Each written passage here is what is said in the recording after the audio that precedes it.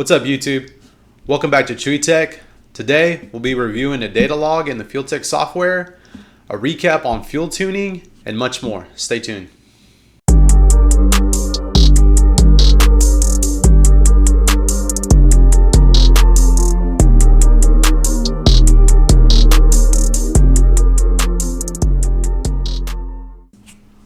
Welcome back. Today we'll be reviewing these two data logs. This is for my personal car. I'm going to give an example on open loop and closed loop fuel tuning, and I'll do a recap on the entire fuel section, go into a little bit more depth on how to tune that section, the FuelTech's fuel model, if you will. Here we go. Something real quick I wanted to share that I don't know if a lot of people know this, but in the software, you have the option to attach the map to the data log, which is awesome. So you never have to keep the two files separate, but you'll just hit this button here and it'll open up the fuel map for you right in here, or the entire map, I'm sorry. But just to recap on the fuel tables, one of the most important things in here is going to be your battery voltage compensation. Again, you get this from the injector manufacturer that you have. And in the FuelTech, the fuel model does not care about cubic inch, does not care about the flow rate of the injector. This is strictly a pulse width modulated ECU. Whatever you plug into this fuel map is the pulse width that you get, and everything around it, the engine temperature compensation will adjust. We'll take a percentage out, same thing for the battery compensation, but this is in pulse width. It'll offset it by this pulse width. So once you have your curve here in the voltage table, I usually shift the entire curve, up or down. You can shift it up or shift it down, and let's say my car operates at 13.5 volts. Let's just say it operated at 13 volts. I would shift this entire table to where at 13 volts we have close to zero in there. And this is just for my personal viewing.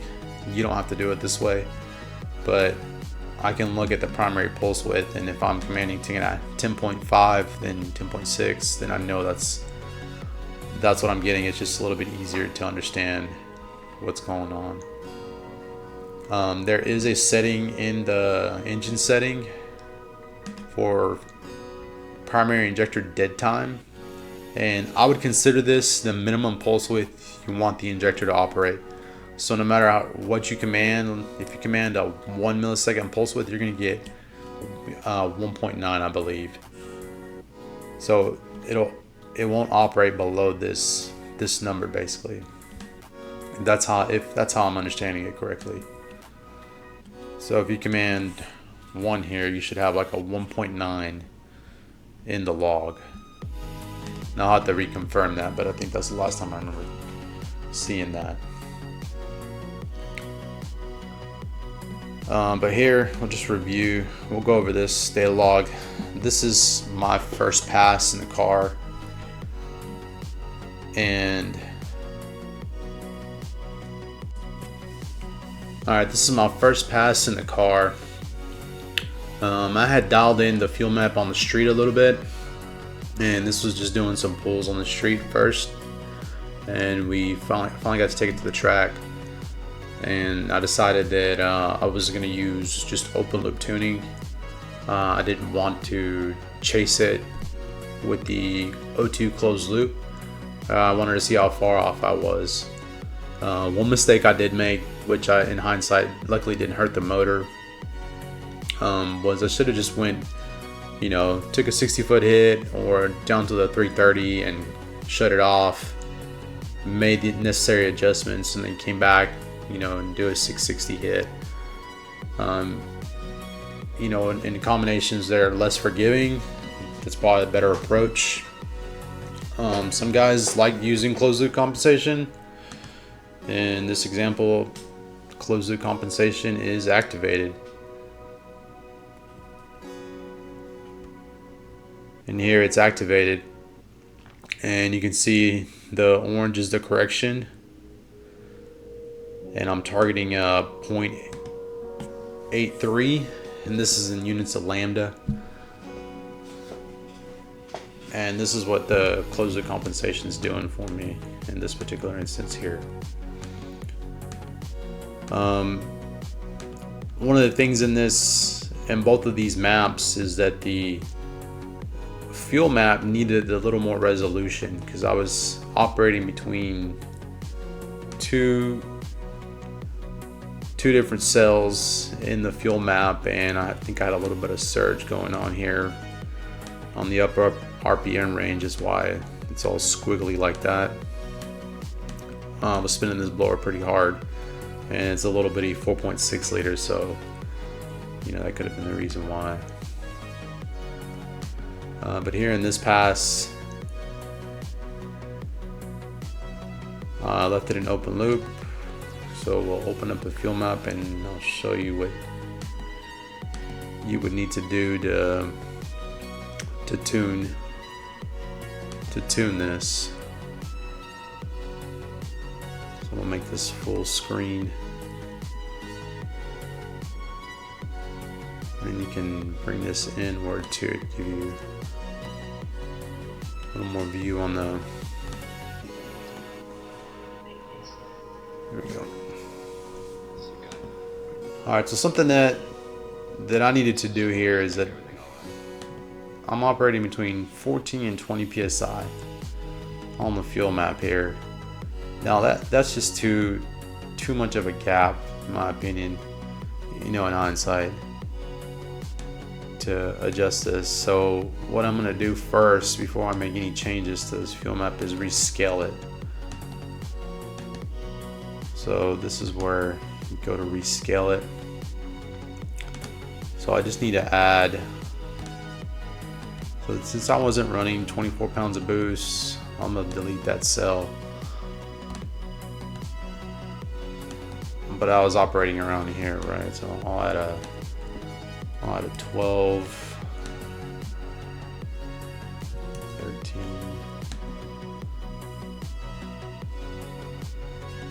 15.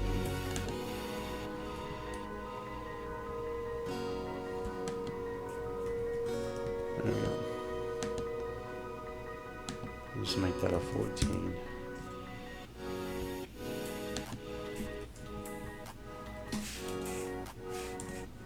I'll just do an 18 psi. There we go. Alright, so I added a little more resolution on this side of it. And now we can open up our fuel map and start making the necessary changes, right? So this is a 1/4 mile pass. Here it's on the 2-step. And actually, you can see here, let me back up a little bit here. You can see the cars idling, and most of my cars I leave in open loop at idle. Let me add TPS in here. Alright, there's throttle position right there. It's this orange one. Alright.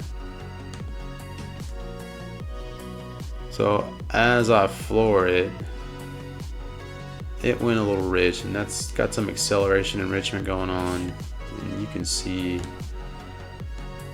right in here, right? Acceleration fuel came on for, a split second.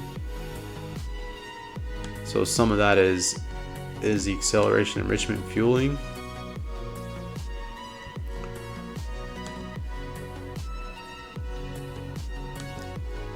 And during this area right here, we're on the 2-step, about 4,400 RPM, or 4,000, I'm sorry.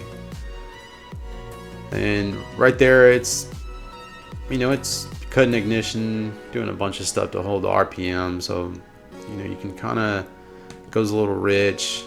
And in this area, if it's way out in left field and it's lean, add some fuel. But you can see, If you hit the letter G, and here are the hotkeys, by the way. G will put you on the cell you're in, and a lot of these right here will interpolate horizontal, vertical, or just interpolate between whatever cells you highlighted. But right in here, we're commanding 0.83, and the car is at 0.852, right? And we're in that cell. So, you know, how do we make a change? Well, let's do a little math here. So if we're commanding actually we have a 0.852, that's our FU ratio, divided by our target, 0.83. Then we got a multiplier of 102. So we just go 103. And so we'll just multiply that cell, right? Let's go back to it. We'll hit M and be 102. Okay. So now that cell's been changed. And so we'll continue up, right? And we're on a new cell. We're at a 0.86, right?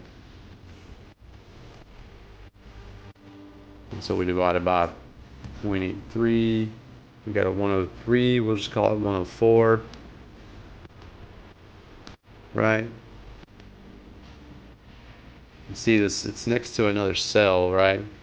I just did the letter M and it went to the cell on the left. So we're going to do the 104 there. And then we'll come over here, we'll do this other cell, 0.04.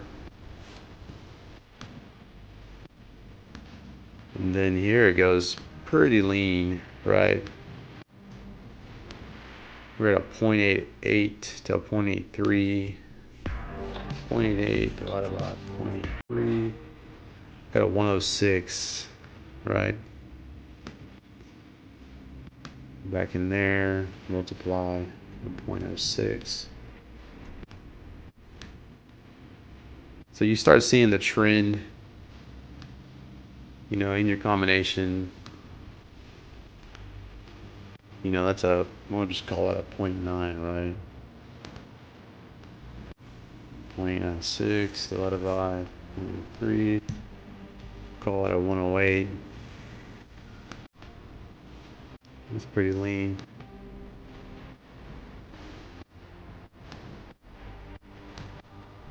Multiply 108.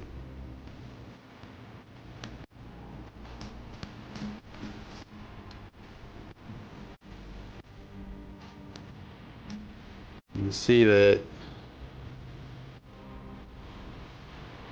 little bubble here, we just swept across all that. Missed quite a bit in there.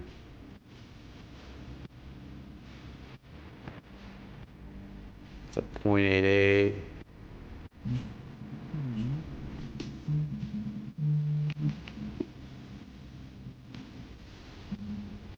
Oops.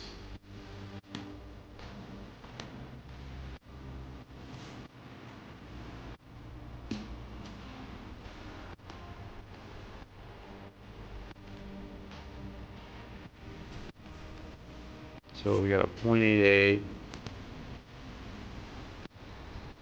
divided by 3 to 106 there. 106.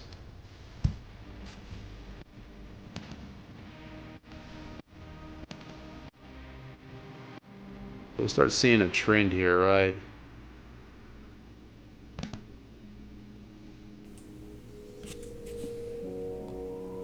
.05 is what I'm gonna go here.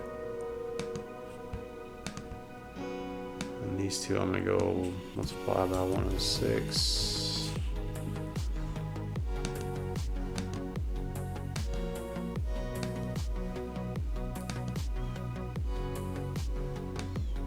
So here we're at about a 0.86, a 0.87. 0.87 divided by 0.3. So we'll call it a 105. 0.05.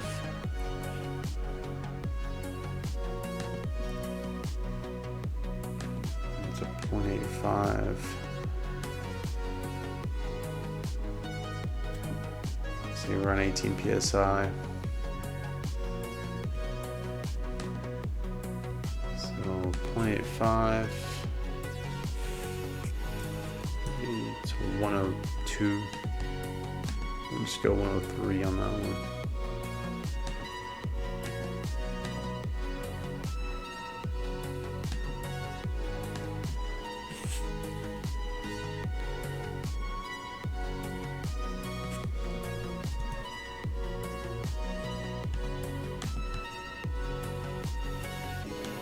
So 103. I'll just do these 103. Sorry.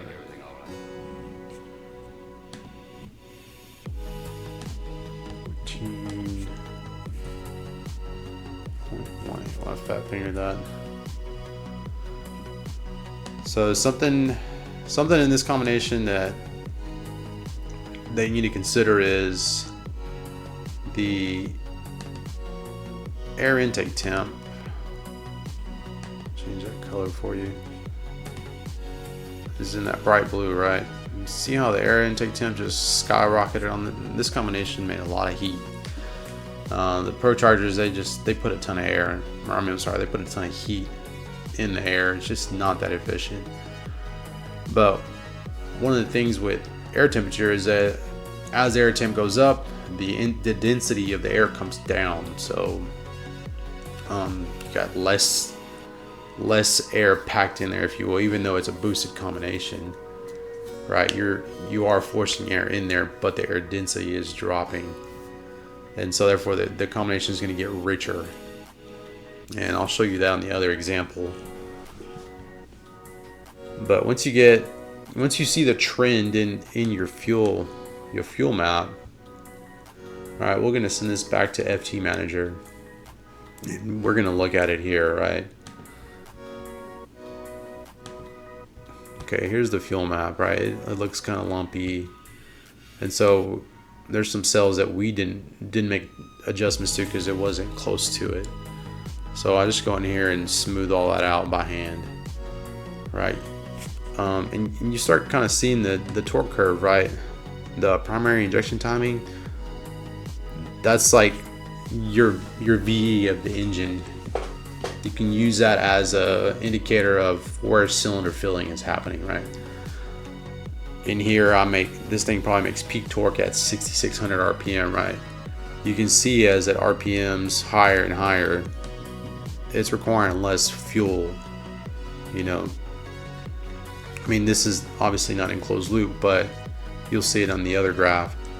You know, we're taking fuel away just to bring it closer to target, and you'll see the trend as this thing RPMs, you know, further and further out.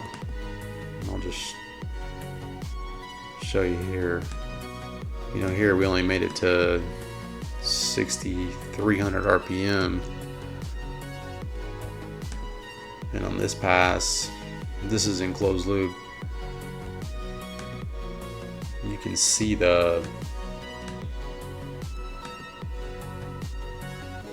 primary injection time peaks out around 6,500 or so, 6,600.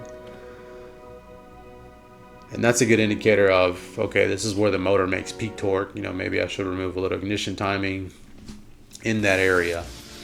And in turbocharged combinations, you'll see it all. Like in your combination, you'll see where it needs a ton of fuel. That's where it's making peak torque. Go back to the fuel map, but in here, I would just go in here and smooth this out. Right, you got a general idea of where, you know, where this thing needs some fuel at, right? And you would just go in here and smooth it out. You know, this is should resemble, you know, cylinder filling in a VE table, even though it's just in pulse width. Some people hate on this, but I mean, it works. So at the end of the day, You're trying to minimize how much fuel compensation you need to do and not rely on closed loops so much.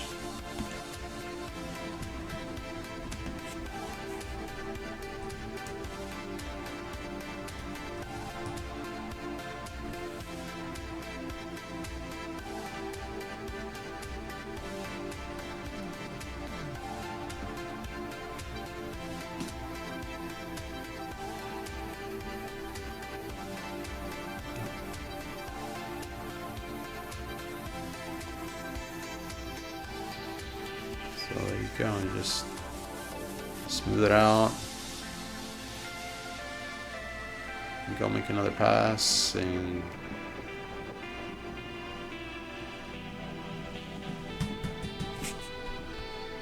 there you go.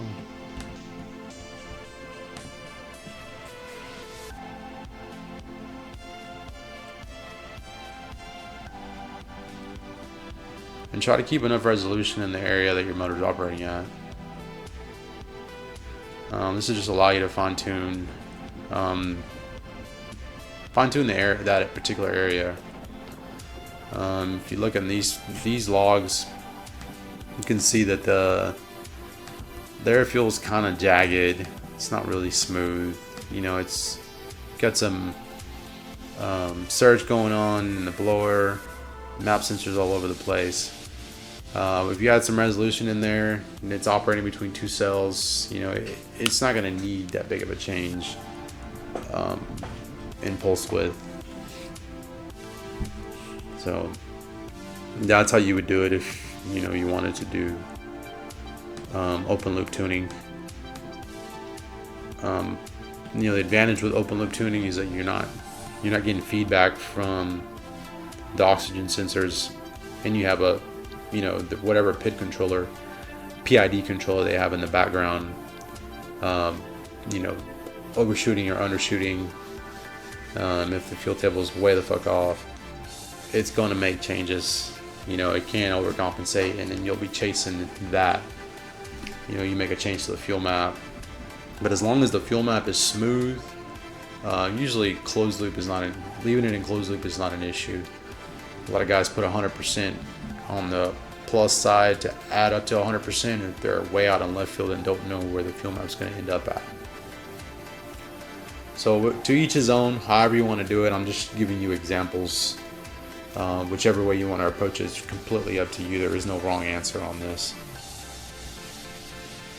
And another thing to consider too is your fuel pressure. If your fuel pressure is all over the place, you'll have a hard time getting the fuel map dialed in. If you got fuel sloshing around, that's going to create a whole bunch of issues for you. And one of the channels that I like to look at is going to options. There's math channels in here, and differential fuel pressure is one of them that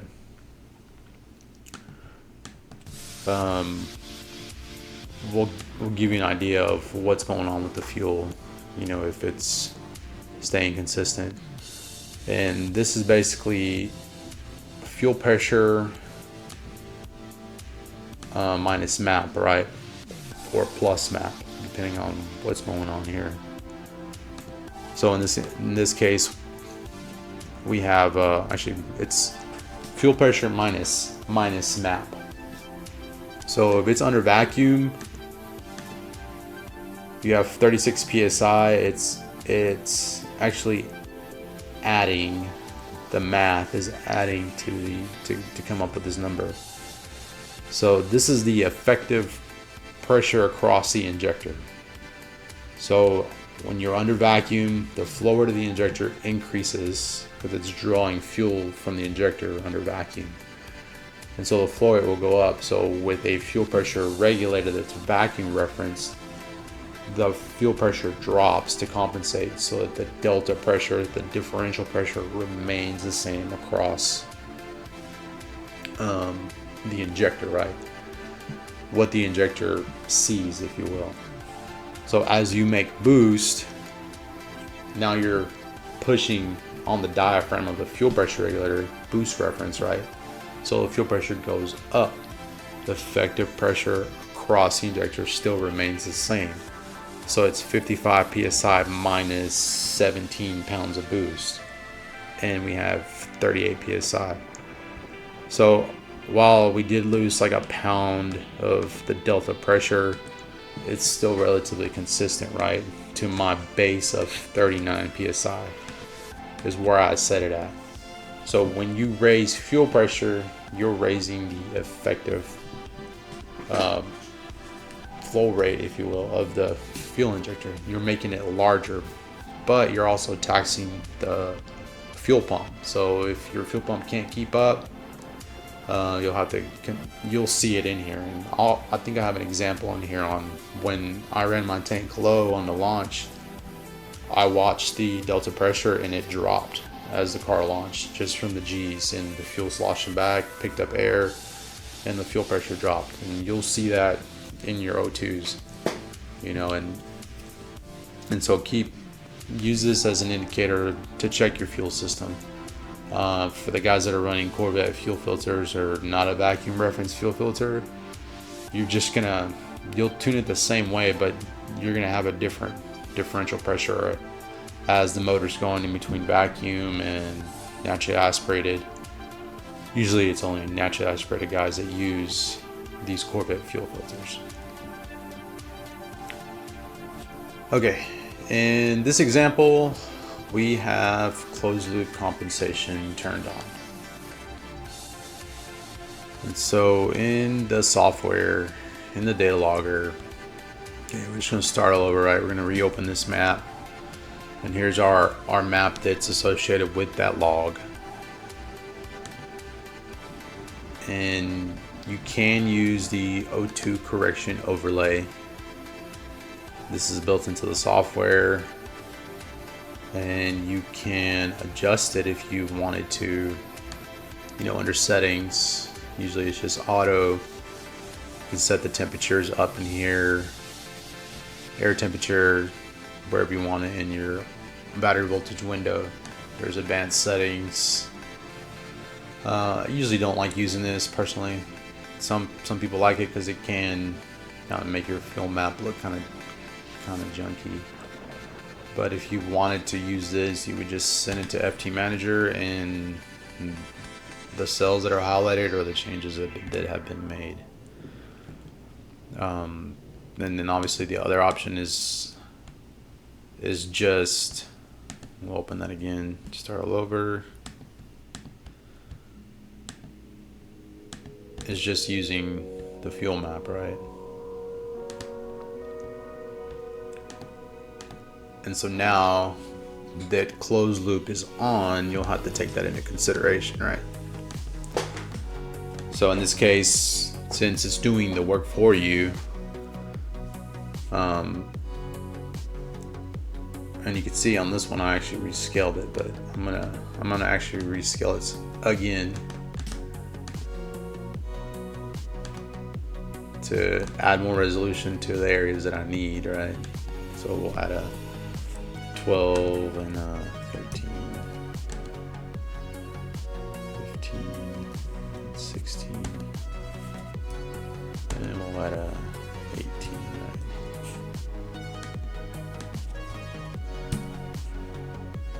There we go.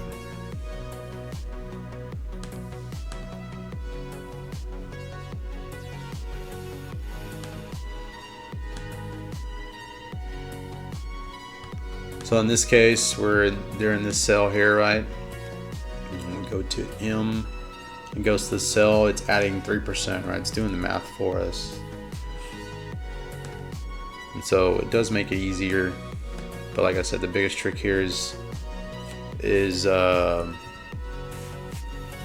making sure the fuel map's pretty smooth.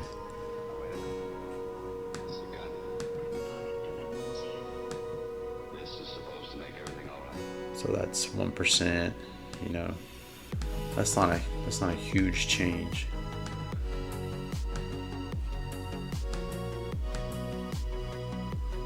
See right in here, the map is not that smooth, right? So when I go back over to the main map, I want to see it, right? maybe this needs to be like a 14.4. You know, make it nice and smooth, where it's not jumping around between two cells and the injection time is all over the place. So if you notice here, the now the fuel compensation, it's we added fuel in these cells, right? So let's take, for instance, let's go back here. See, right in here, it's adding like 1%, 2%, right? 102,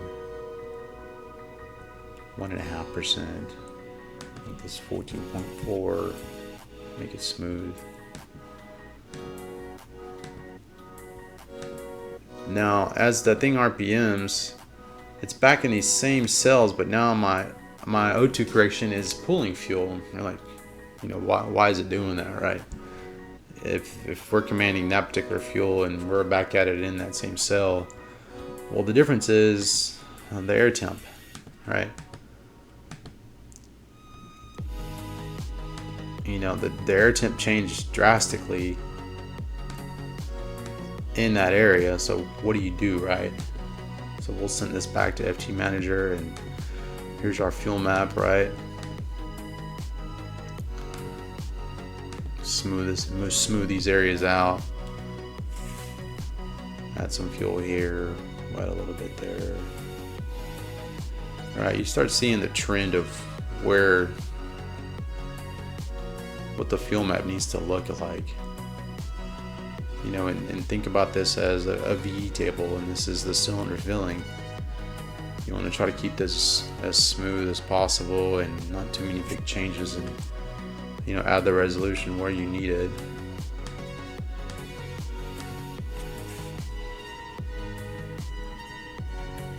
And then just go back out and check it.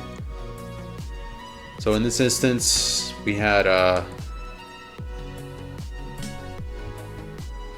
an area that, you know, was changing. Let me confirm that. It was changing, right? We're in a similar cell, but the temperature, now it's pulling fuel, right? So in this instance, I would go to the intake air temperature compensation table, and you know, on the shift, a lot of things are happening here, so you can probably ignore this little area here. But right in here, we're pulling about 3% at 160, right?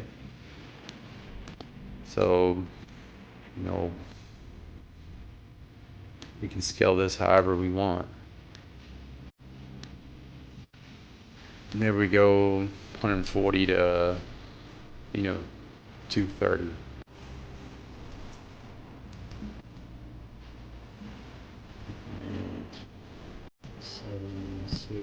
Okay, maybe about 6, right? This gives me enough resolution in here. So we'll go back in the log and we'll just say, okay, at 160, overall, 160 is pulling about 3%. So right in here, we can just say, hey, pull 3% fuel. Go ahead and pull it from there. And as it's RPMing, pulling about 5%, 4%, around 186, right? 186, we're at 4%, right? Maybe we're not that much at 158, maybe 2%. Okay. And we'll just set this to, just kind of guessing way out here, right? What did you do with 7? And then we just interpolate here. Alright. Interpolate down, and then as this thing's making more temperature, we'll pull fuel out of it, and then we're not relying on closed loop compensation as much. So in here, this is your target table. You know, this is, hey, this is where I want you to operate at, and the closed loop in the background is saying, okay, how much are you giving me? Well, I'm saying only add 5% and only pull 5%. And this is how it operates. And then in the background, it has its own loop controller, if you will, the PID. If you want to adjust that, you can go under advanced settings, and just to show you an example,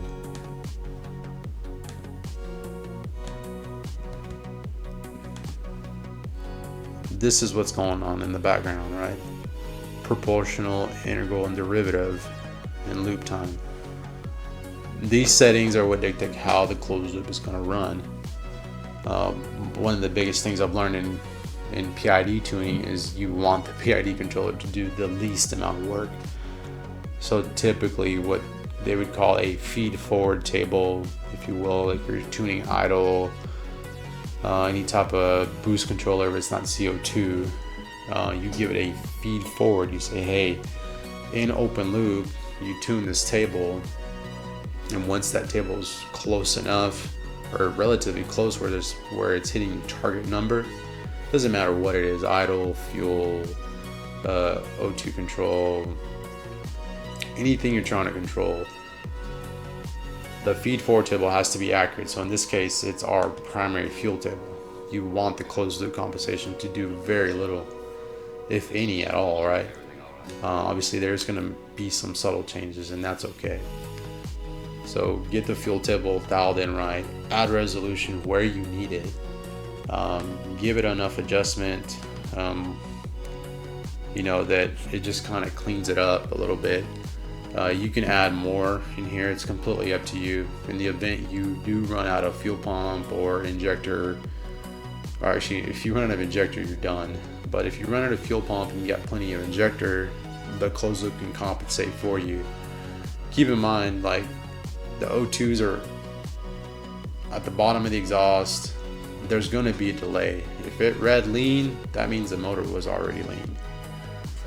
So, to stay ahead of it, it's best to just get the fuel map dialed in and make sure your fuel system's up to par, that everything's working good on it. Something I have not used that FuelTech has added is compensation for differential pressure deviation. And a lot of different ECUs have this built in already, where as the flow rate of the injector changes, it's compensating. It's ahead of it, right? It's not relying on O2. It's monitoring fuel pressure, and it's going to compensate the injector flow. It's going to open up the injector more because it's like, hey, my flow rate's dropping. To maintain our target fuel, we have to open up the injector, and it's ahead of it. It's not relying on O2 sensors, and they do have this built in now. So compensation for differential pressure deviation, right? So it didn't open it up. There it is.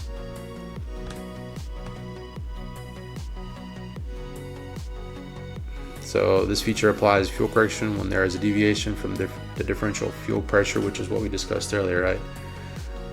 Fuel pressure reference field allows you to apply the correction to bank A or B, and you have to set it up correctly. So most guys are going to be vacuum reference. So in that case, you would set it up compensate primary, and your fuel pressure reference is whatever your base fuel pressure is. And it says do not use map. That's if you're not using a map sensor. But the correction factor is calculated by the formula, right?